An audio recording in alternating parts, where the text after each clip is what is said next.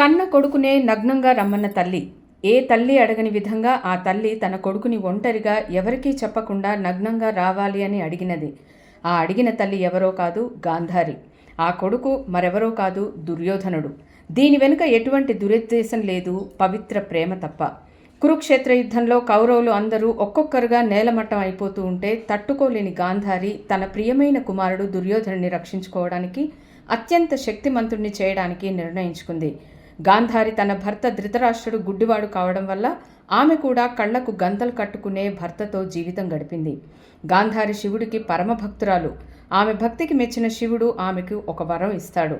అది ఏంటంటే, ఆమె ఎప్పుడైతే తన కళ్ళు తెరిచి ఎవరినైతే చూస్తుందో ఆ వ్యక్తి అత్యంత శక్తిమంతుడు, అజేయుడు అవుతాడు. ఆ శివుడి వరాన్ని తన కొడుక్కి అందేలా చేయాలని కొడుకుని నగ్నంగా ఒంటరిగా రమ్మని కబురు పంపింది. దుర్యోధనునికి కూడా తల్లి ఆజ్ఞ మేరకు ఒంటరిగానే బయలుదేరతాడు. కానీ కృష్ణుడు ఈ విషయం తెలుసుకొని తల్లి దగ్గరికి వెళుతున్న దుర్యోధనుణ్ణి కలిసి, తల్లి దగ్గరికి వెళుతున్నప్పుడు అలా పూర్తి నగ్నంగా వెళ్ళొద్దు, కనీసం కింది వరకు ఏదైనా చుట్టుకొని వెళ్ళమంటాడు. దుర్యోధనుడు కూడా అది నిజమే అని భావించి నడుము నుండి కింది వరకు పంచ చుట్టుకొని అర్ధనగ్నంగా వెళ్తాడు.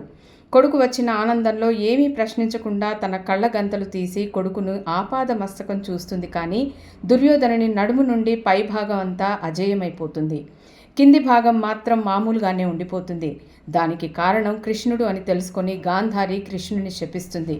తరువాత జరిగిన యుద్ధంలో భీముని చేతిలో దుర్యోధనుడు హతమవుతాడు. ఎందుకంటే కర్మను ఎవడూ తప్పించలేడు.